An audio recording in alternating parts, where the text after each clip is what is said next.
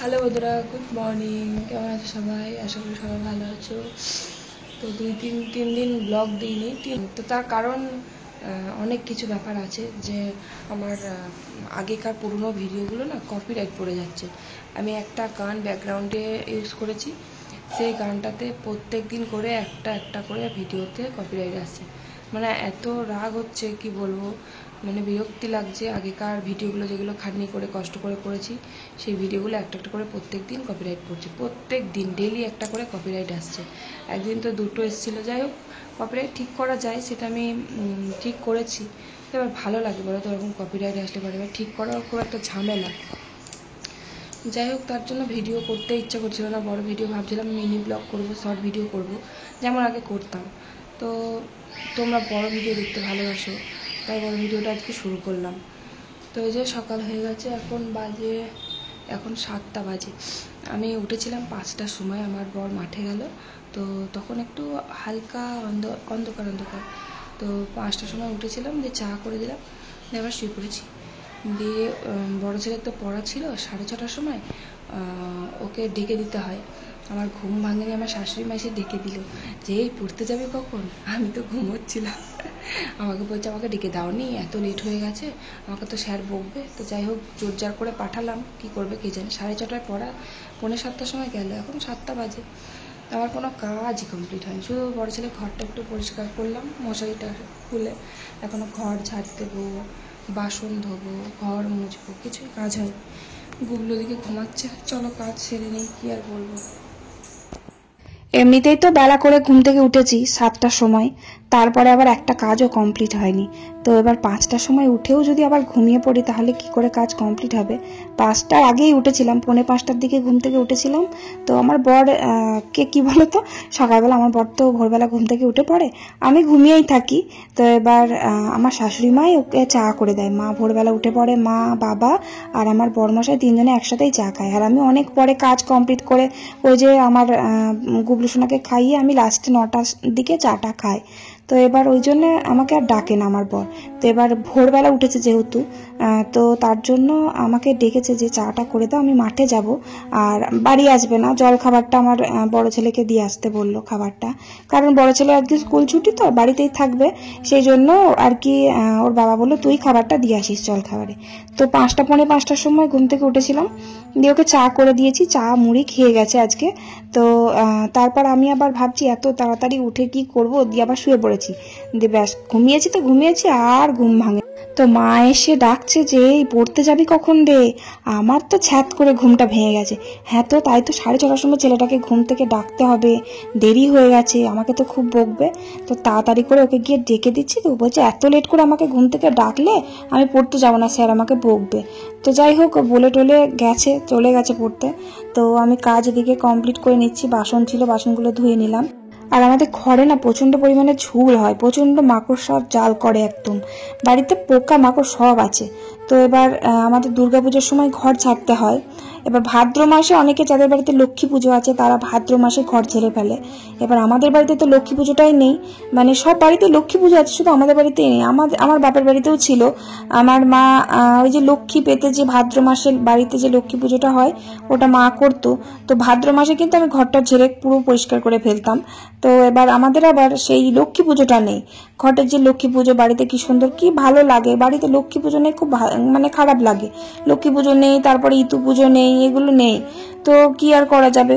তো এবার হচ্ছে যে পুজোর আগে আমাদের ঘর ঝাড়তে হয়। তো মহালয়ার আগে আর কি ঘর পুরো ঝেড়ে কমপ্লিট করে ফেলতে হবে, মানে মহালয়ার পর কিন্তু ঘর ঝাড়া যায় না। মানে বাইরে বারান্দা টারান্দা ঝাড়তে পারবে কিন্তু ঘর ঝাড়তে নেই। তো তার জন্য এবার ভাবছি যে মহালয়ার আগে ঘরটাগুলো সব ঝেড়ে কমপ্লিট করে ফেলবো। আর একা হাতে পারি না, এখন তো আমার বর খুব হেল্প করে, মানে হাতে পাতে করে দেয়, তো তাই হয়ে যায়। এবার নিচের ঘরগুলো আছে যে নিচের ঘরগুলো ঝাড়তে হবে। আগের বছর মা একা হাতে পারিনি, আমিও পারিনি, গুবলু সোনা ছোট ছিল তখন। এখন ভাবছি যে নিচের নিচের ঘরটা আমি আগে ঝেড়ে দেবো, তারপরে উপরের ঘরটা ঝাড়বো, কারণ মা পারবে না জানো তো, কারণ নিচের ঘরে তো সানসেট আছে।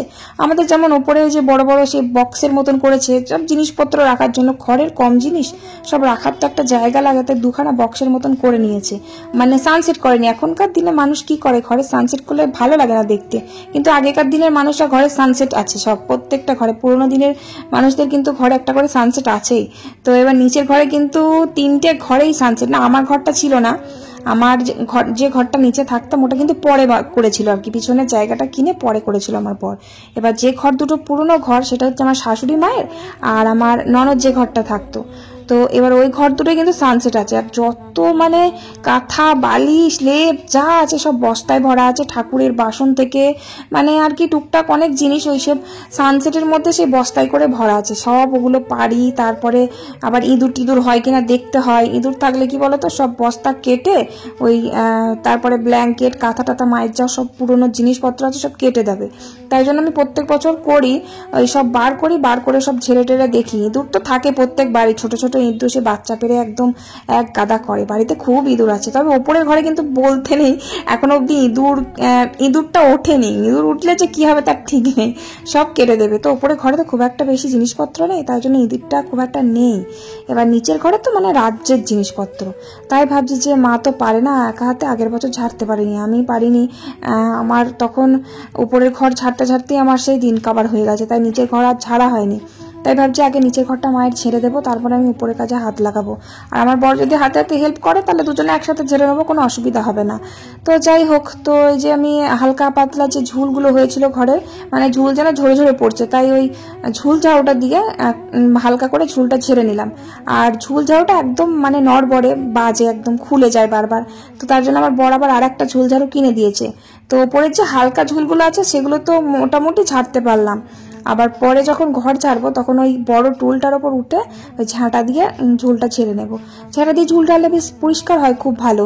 ওই দেয়ালের যে ডিজাইনগুলো আছে না, যে ডিজাইনগুলো বসিয়েছে পট্টি বলে না কি বলে, ওই ডিজাইনের ভেতরে ভেতরে ঢুকে থাকে তো ঝুলগুলো দিয়ে, ওই ঝুল ঝাড়ু দিয়ে ঝাড়লে না একদম উঠতে চায় না, ঝাঁটা দিয়ে জোরে জোরে ঘষলে ওটা আবার পুরো বেরিয়ে যাবে, পরিষ্কার হয়ে যাবে।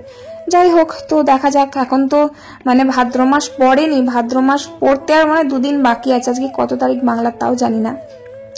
তো ভাদ্র মাসেই ভাবছি ঝুলটা মানে নিচের ঘরের কমপ্লিট করে ফেলবো। আশ্বিন মাসের কত তারিখে পুজো তাও জানি না আমি, যাই হোক তো দেখা যাবে।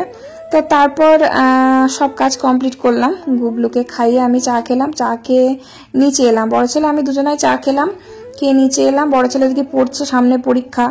তো আমি এই যে নিচে এসে ছোট হাঁড়ি করে আজকে ভাত বসালাম। আজকে ছোট হাঁড়ি করে ভাত বসালাম, তার কারণ হলো যে আজকে নিরামিষ রান্না করতে বললো আমার শাশুড়ি মা। তো এবার নিরামিষ রান্না করলে কি রান্না করব সেটাই ভেবে পায় না, পোস্তও ভালো লাগে না, বড়ার তরকারিও আর ভালো লাগে না, খেতে চায় না, ছেলে পিলেও খেতে চায় না, আর আমারও ভালো লাগে না। তাই মাকে বললাম যে বড় হাঁড়ি করে বসাতে হবে না, ছোট হাঁড়ি করে ভাত বসিয়ে দিন, আর দুপুরবেলা মুগ ডালের খিচুড়ি আর বাঁধাকপি করব। দেখো খিচুড়ি করলে না আলু ভাজা বাঁধাকপির তরকারি বা অন্য কোনো তরকারি দিয়েও খাওয়া যায়, কিন্তু আলু ভাজা বাঁধাকপি দিয়ে ভাত খাওয়া যায় না।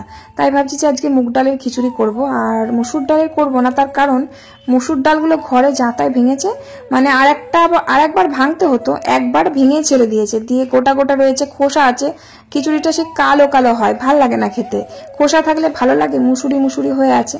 তাই জন্য মুগ ডাল নিয়ে আসলাম, ওই মুগ ডালের খিচুড়ি করব একটু পুরো আতপ চাল দিয়ে। মুগ ডালের খিচুড়ি আতপ চালের বেশ ভালোই লাগে, আর ঘরে সেই আতপ চালগুলো এখনো পড়ে আছে, অনেকগুলো সব নষ্ট হয়ে যাচ্ছে, মানে নতুন সেই পিঠে করার জন্য ভেঙেছিল, তো এবার সব চাল তো শেষ হয়নি, এখনো তো আছে। তাই জন্য ভাবছি যে খিচুড়ি করে করে খেয়ে নিতে হবে, তা না হলে নষ্ট হয়ে যাবে। যাই হোক, ছোট হাঁড়ি করে ভাতটা করে নিলাম, দিয়ে ও ঘরে দিয়ে আসলাম, মা ওদিকে সব ভাত বেড়ে দিচ্ছে। আর দেখো কুমড়োর ফুল আবারও হয়েছে অনেক কটা, আমি আবার ময়ে করে কুমড়োর ফুলগুলো পারলাম। আজকে কিন্তু আবার বৃষ্টিও পড়ছিল, আমি যখন ফুলটা পারতে গেলাম তখন কিন্তু বেশ ভালো বৃষ্টি পড়ছিল। ওই তো মা মইটা ধরেছিল, আমি টালির ওপর উঠে ফুল কটা পেরে নিলাম। আমার বড় ছেলেকে বললাম পেরে দিতে, ও পারবে না, বলছে আমি এখন পড়াশোনা করছি, আমাকে ডিস্টার্ব করবে না। তো পড়ছে বলে আমি আর ওকে বললাম না, জোর করলাম না, আমি ওই ময়ে করে পেরে নিলাম। 9খানা হয়েছে আজকে, আগের দিন 8টা মনে হয় ছিল, আগের দিন 8টা ছিল, আজকে 9টা পেরেছি। তো আজকেও সেই দিনকার মতন বেশ মচমচে করে বড়া ভেজে নিচ্ছি। আর বাঁধাকপিটাও কেটে নিয়েছি, বাঁধাকপি করবো। আজ দেখো এই কি বলে কুমড়োর ফুলের বড়া আগের দিন খুব ভালো লাগছিল খেতে, কিন্তু আগের দিন আবার মটর ডাল ভিজিয়ে বেটে বড়া করেছিলাম মিশিয়ে বেসনের বদলে, কিন্তু আজকে আবার বেসন দিয়ে করলাম। তো আজকেও মচমচে হয়েছে, একটু আঁচ কমিয়ে দিয়ে অনেকক্ষণ ধরে ভাজলে না একটু মচমচে হয়। তো এটা দিয়েও কিন্তু খিচুড়ি খেতে বেশ ভালো লাগবে, সেদিনকে আমার খুব ভালো লাগছিল খেতে।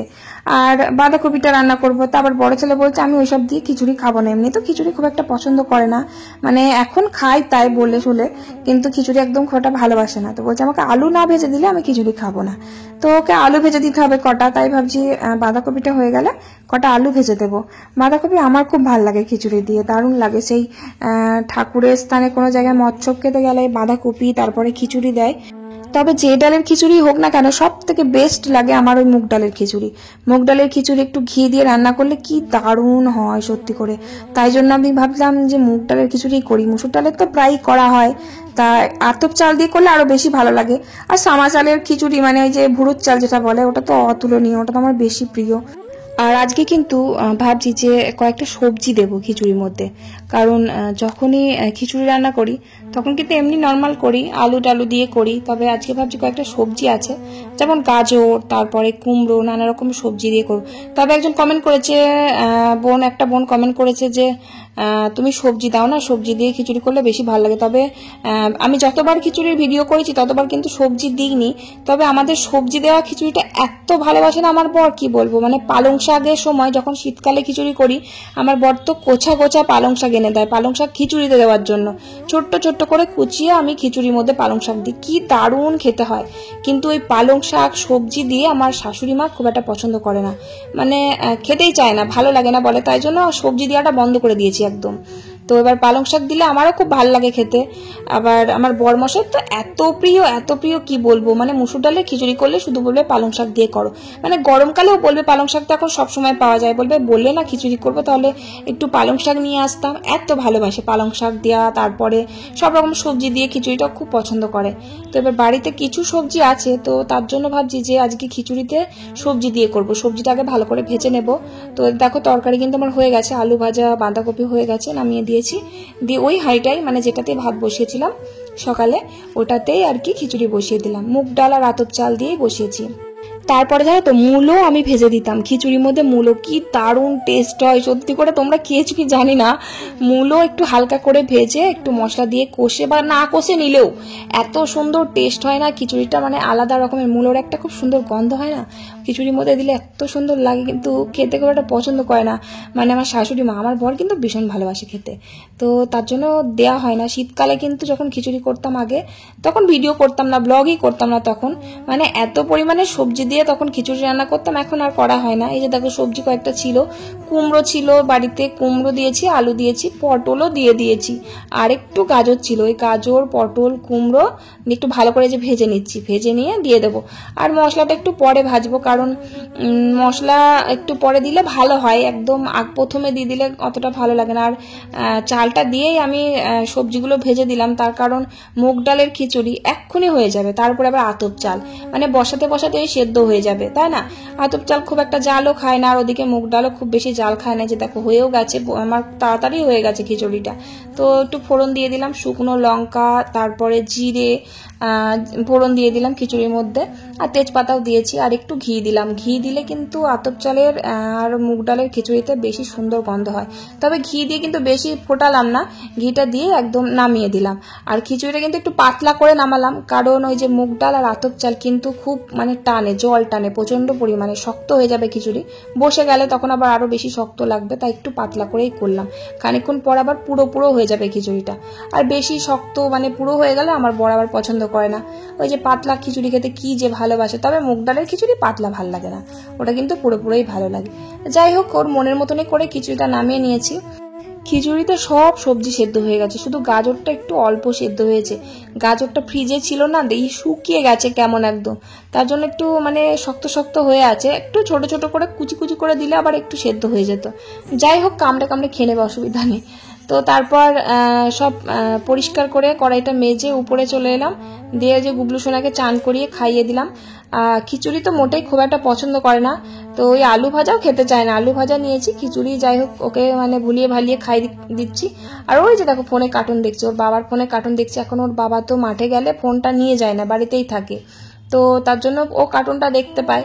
আর আজকালকার দিনের ছেলেরা কার্টুন না দেখলে মোটেই খেতে চায় না। আমার গুবলু সোনা শর্ট ভিডিও খুব একটা পছন্দ করে না, তবে কার্টুন চালিয়ে দিয়ে দেখে। মানে 3 বেলা ভাত খায়, 3 বেলায় কিন্তু ওই ফোন দেখেই ভাত খায়, মানে কোনোভাবে ভুলিয়ে ভালিয়ে ওকে খাওয়াতে পারবো না, ফোন না দিলে কিছুতেই ভাত খাবে না। তাই জন্য আমি কি করি জানো তো, ওই কার্টুন তো দেখেই, নানা রকমের কার্টুন আছে, ওই যে ইংলিশ যে রাইমসের কার্টুনগুলো আছে, টুইঙ্কেল টুইঙ্কেল, তারপরে তোমার ওই ABCD যেগুলো পড়ায় আর কি, মানে অ্যালফাবেট যেগুলো পড়ায়, A for Apple, B for ball, সেইগুলো কার্টুন, সেই কার্টুনগুলো চালিয়ে দিলে বাচ্চাদের ও দেখে বেশ। তো এবার এদিকে দেখে, কার্টুনটাও দেখে, ভাতও খায়, ওদিকে পড়াটাও একটু হয়।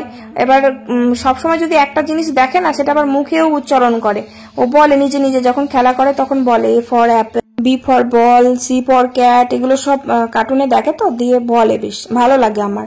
আবার সব সময় তা বলে দেখবে না, সব সময় আবার ওই পড়ার কার্টুনগুলো দেখবে না, মাঝে মাঝে আবার অন্য কার্টুনও চালিয়ে দিতে হবে। যাই হোক, তো তারপর গুবলু সোনাকে খাইয়ে দিলাম। তো অনেকক্ষণ ধরে ওয়েট করলাম আমার বড় মশাইয়ের জন্য, তো আসছেই না। এবার মাঠে থাকলে না ঘড়ি দেখতে পায় না, আবার বুঝতেও পায় না টাইম, দিশে বেলা 3টে 4টে বাজিয়ে ফেলে। এদিকে খিদেও পেয়েছে। তো এবার আমার বড় ছেলে বললো যে মা খিদে পেয়েছে, আমাকে খেতে দিয়ে দাও। তো একটা ডিম ভাজলাম, ও আবার বললো মা একটা ডিম আছে, আমাকে ভেজে দাও, ডিম ভাজা দিয়ে খিচুড়ি খেতে বেশি ভালো লাগে। তো ডিম ভাজলাম, আর আলু ভাজা, আর ওই যে কুমড়োর ফুলের বড়া, আর বাঁধাকপি। আর খিচুড়িটা না একটু হলুদ কম হয়েছে, তোমরা দেখলে বুঝতে পারবে যে হলুদ আর একটু লাগতো, হলুদ একটু কম কম লাগছে। তো যাই হোক, খিচুড়িটা খেতে কিন্তু খুব সুন্দর হয়েছে। দেখো বড় ছেলেও কিন্তু ওই ফোন ঘাঁটতে ঘাঁটতেই খায়, মানে ফোন ছাড়া আর কিচ্ছু না, সব কি যে করে ওই ফোনের মধ্যে আমি বুঝি না বাপু, শুধু গেম না কি করে আমি জানি না, ওই গেমই খেলে বোধহয়, তাছাড়া আবার কি খেলবে, গেম ছাড়া আছে কি? বাচ্চাগুলো শুধু গেম খেলবে, নয়তো কার্টুন। খিচুড়িটা বেশ ভালোই হয়েছিল খেতে, দারুণ টেস্টি হয়েছিল। আর ঘি দিয়েছি তো ভুলে গেছি, দিয়ে আমি আবার আমার বড় ছেলেকে লেবু দিয়ে দিয়েছি, কারণ ওরা সব খিচুড়ি খেলেই দেখি লেবু নিয়ে খায়, আমিও নিই, মাঝে সাঝে নিই, খুব একটা ভালো লাগে না আমার, তবে মাঝে সাঝে ইচ্ছা হলে নিই। ওই মুসুর ডালের খিচুড়ি করলে পারেই ওই একটু লেবু নিয়ে খাই, একটু টক টক লাগে, তবে আজকে ঘি দিয়ে করেছি, ভুলে গেছি। বড় ছেলে পাতে আবার একটু লেবুর রস দিয়ে দিয়েছি, তো ও আবার বলছে ভালো লাগছে, কি টক খেতে পারে সে, কি বলবো, মানে লেবুগুলো মাঝখান দিয়ে কাটবে, কেটে একটু নুন মাখাবে, নুন মাখিয়ে মুখে ভরে নেবে, দিয়ে চুষে চুষে খাবে, বাপরে দাঁত শিশির করে আমার, কি করে খায় কে জানে, এত টক খায়। আর চেহারাটা কি হচ্ছে দিন দিন, মানে খাওয়া দাওয়া পরিষ্কার করে খাবে না কিছুতেই, তার জন্য ওরকম মানে রোগা হয়ে যাচ্ছে পিংলে একদম। যাই হোক, তারপর খাওয়া দাওয়া করলাম, খাওয়া দাওয়া করে ওই যে 4:30টার দিকে গুবলু সোনাকে ঘুম থেকে তোলালাম, দিয়েছি। দেখুন বাবু এখন পড়তে যাচ্ছে, বাবু মশাই পিসিমণির কাছে পড়তে যাবে, তো আমি নিচে দিয়ে আসি, ওই জেঠু তা না হলে ওর দাদা, দুজনের মধ্যে কেউ একজন দিয়ে আসে। তারপর এই যে ছাদে এলাম হচ্ছে যে ওই গাছগুলোতে সার দেওয়ার জন্য। এই যেগুলো দেখছো এগুলো হচ্ছে সার আমাদের জমিতে দেওয়ার জন্য, জমিতে দেয়। এবার বাড়িতে তো আমাদের সবসময় সার থাকে, ইউরিয়া থাকে, সবকিছুই থাকে মোটামুটি, ফসলে দেয়। তো আমার বরমশাইয়ের কাছ থেকে আমি চেয়ে এনেছি, এই যে প্যাকেটে করে নিয়ে এসেছি ওই গাছের গোড়ায় দেওয়ার জন্য। তো আমার বর বললো যে অল্প 1 মুঠো করে দিয়ে ওর মধ্যে একটু জল দিয়ে বা, তাহলে গাছগুলো একটু ভালো বাড়বে। তো আমি ওই যে পুঁই গাছটা লাগিয়েছিলাম না ছাদের ওপর, 2টো গাছ একটা বালতিতে ওই যে লাগিয়েছি। এবার গাছটা বাড়ছে কিন্তু খুব সরু লিগলিগ করছে, তো তাই জন্য আমার বরকে বলেছিলাম যে একটু সার দেওয়ার জন্য। তো সার নিয়ে এসেছি কালকে রাত্রেই, তো কালকে আর দিইনি, যে এখন সন্ধে হয়ে গেছে, মানে কটা গাছও লাগালাম। এবার মাটি নিয়ে আসলাম, গোবর সারও দিয়েছি। গোবর সার আমাদের বাড়িতে ওই গোবর নিয়ে এসেছিল ওই আমাদের বাড়ি থেকে, এবার অনেকগুলো ছিল, জড়ো হয়েছিল এক জায়গায়। এবার গোবর সার তো গোবরটাকে পচিয়ে তারপরে দেয়, এবার মাঠে তো আমাদের গোবর সার দেয়, তো সেখান থেকে গোবর সার কিছুটা তুলে নিয়ে আসলাম। আর ওই যে সার আর কি যেগুলো কিনতে পাওয়া যায় বাজারে, সেই সারগুলোই আর কি গাছের গোড়া একটু করে দিলাম, গোবর সার একটু দিলাম, আর একটু খোল নিয়ে আসলাম। খোলও কিন্তু দেয়, তবে টাটকা খোল দেয় না, খোলটা ভিজিয়ে রেখে 5-6 দিন পর পচে যাবে যখন, তখন ওই জল দিয়ে খুলে চিপচিপ করে গাছের গোড়ায় দিয়ে দেবো। তো খোলটা নিয়ে এসে ভিজিয়ে দিয়েছি, আর ওই সারগুলো সব একটু একটু করে দিয়ে এলাম। আর সব থেকে ফুল গাছের গোড়ায় যে সার দেয় সেটা হচ্ছে যে ওই গোবর সার, আর ওই পাতা পচা আমাদের ওখানে ছিল পিছনে, তো ওখান থেকে কয়েকটা পাতা পচাও নিয়ে এসে দিয়ে দিয়েছি, খুব ভালো গাছ বাড়ে। তো সন্ধে দিলাম, সন্ধে দেওয়ার পর আমার বর বাজারে গেছিল, বাজার থেকে আবার চাউমিন নিয়ে এসেছে। তো এই সেটাই আর কি টিফিন করছি। আর এদিকে আমার গুবলু সোনা দেখো ছানা খাচ্ছে। ও ছানা খেতে ভীষণ ভালোবাসে, কিন্তু চাউমিনও খুব ভালোবাসে, তার থেকে বেশি ভালোবাসে ছানা খেতে। তো চাউমিনটা বাদ দিয়ে কিন্তু ও ছানা খেতে বসে গেছে। তো নিচে মা বাবা তারপরে জেঠু তিনজনকে চাউমিন দিয়ে আসলাম। তারপরে এই যে আমরাও একটু টিফিন করে নিলাম, চাউমিন টিফিন। তো যাই হোক, তো আজকের ভিডিও আমি এখানেই শেষ করছি। তো ভিডিওটা কেমন লাগলো অবশ্যই কমেন্ট করে জানিও। চলো, ভালো থেকো সবাই, ভালো থেকো, সুস্থ থেকো। চলো আজকের মতো টাটা, বাই বাই। আবার নেক্সট ভিডিওতে দেখা হবে। Good night.